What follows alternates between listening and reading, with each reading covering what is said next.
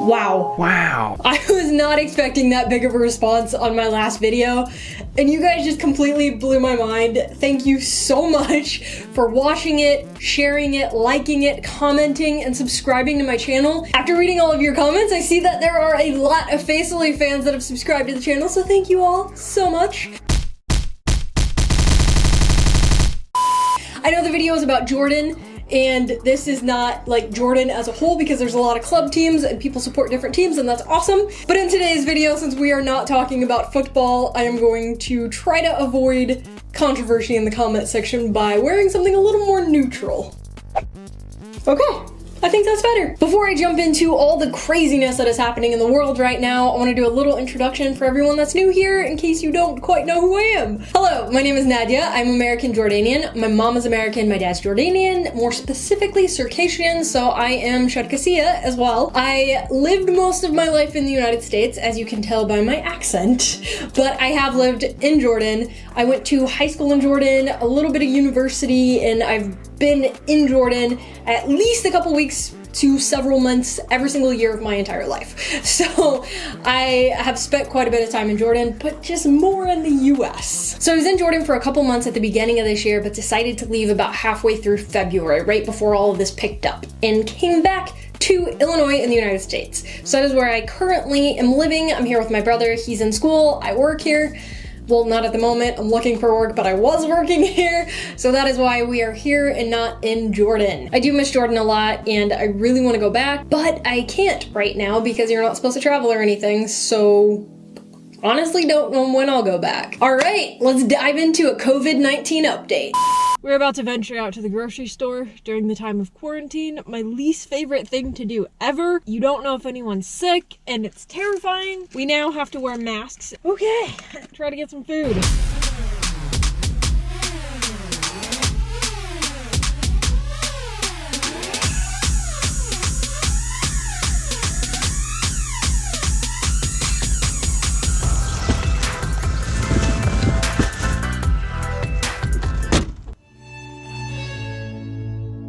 It is April 9th,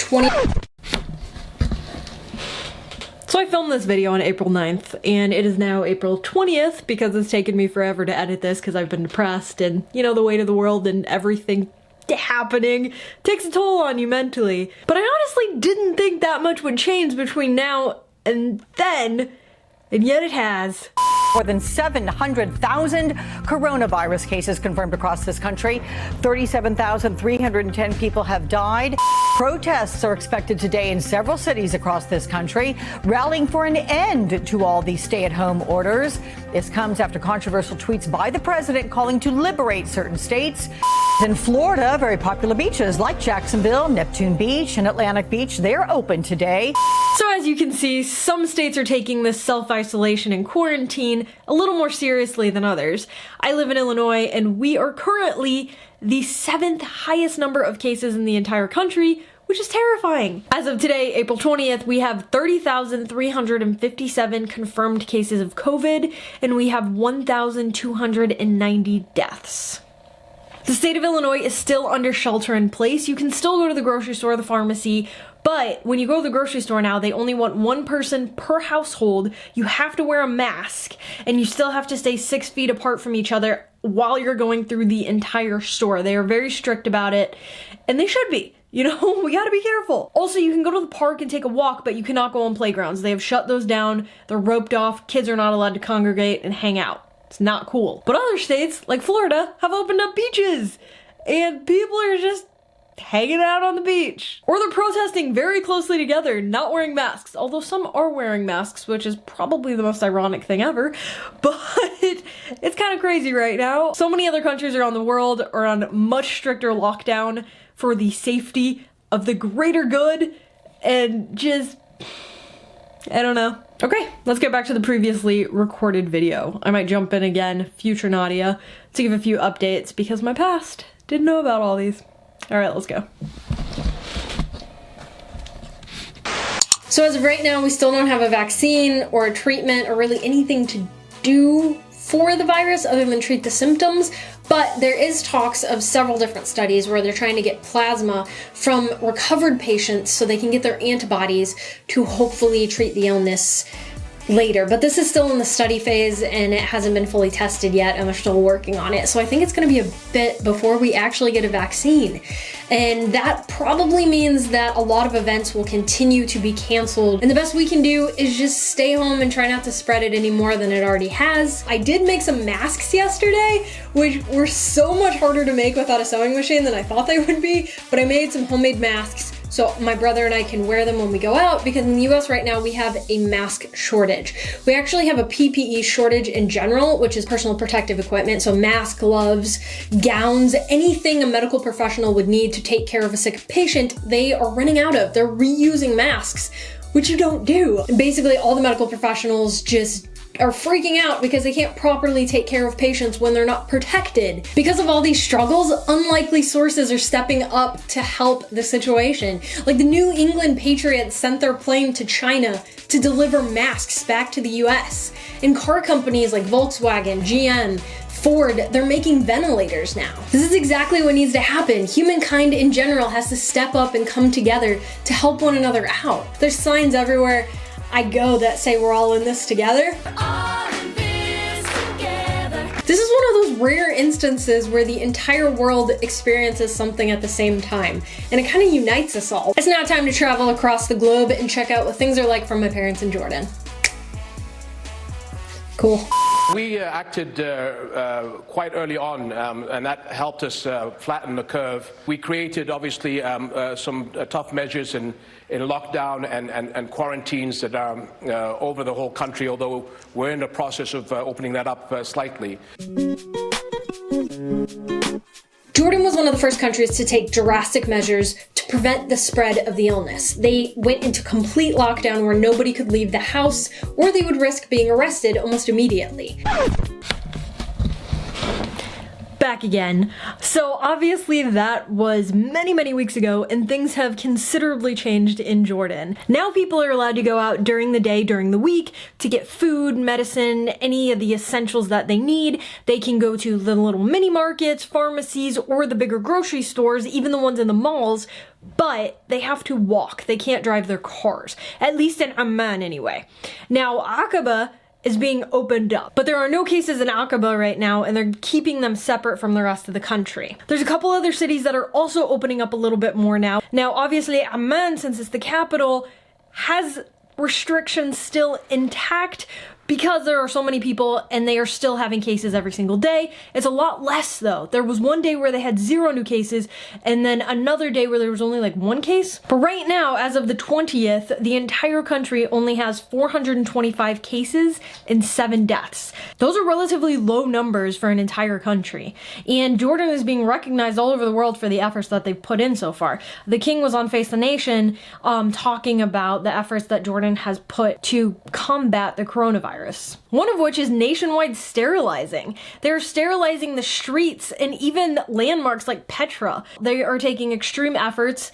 Last time I checked with my mom, they were going on 48-hour curfews every single weekend still. I don't know if that's still happening, but basically over the weekend they're not allowed to leave the house. They're on lockdown again, and then once Sunday rolls around they can leave again and go get their groceries, things like that during the day. All right, back to the video. So that's the current situation in Jordan from what I've heard from my parents and what I've read. I'm obviously not there at the moment, so I don't have first-hand experience. That's why I thought I'd read a couple of your comments from my last video, from those of you who are currently there and experiencing what's happening. So this first comment is from Sarah. She says, as a Jordanian, we store food, rice, olive oil, sugar, honey, dried foods, and they deliver bread and food to us, and most of the mini markets are opened. We can go walking, getting whatever we need. Even cigarettes are available. That's important in Jordan because so many people smoke. You shouldn't though, because COVID-19 affects your respiratory system and smoking hurts your respiratory system, so just, you know, common sense, maybe don't smoke. And for poor families, the government is giving food for free, and all you need to do is call 911. Also, they forced companies to give salaries earlier this month, and they freed them from taxes. From 8 to 10 p.m., we go to our balconies to cheer the military for standing there for us. We're doing really well. This is really great to hear. I'm so happy people are being taken care of. Thought I'd read a couple other comments from people who are in other countries to see what it's like for them. Rise Carter says, in Wales, UK, we have rules in place asking people to only leave the house for essential reasons. It is quite scary here in Britain as there have been a few people who aren't obeying these restrictions. Yep. I just hope the message gets through to people soon, because the sooner we all pull in the same direction, the sooner life can get back to normal. Yes! I wish people could understand that. If we all just stayed home together for a couple weeks, just toughed it out as a group, stayed home, we could end this so much faster. The sooner we all cooperate, the sooner this all ends. I mean, it's a simple fact. I know it's gonna be difficult to stay at home and it's gonna be annoying and boring.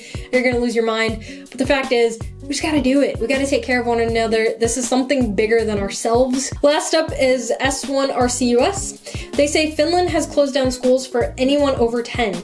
Anyone under 10 is allowed to go to school if it's not possible for the parents to be at home. This is a week ago, so I'm curious if this is still happening, if the younger kids can still go to school or not.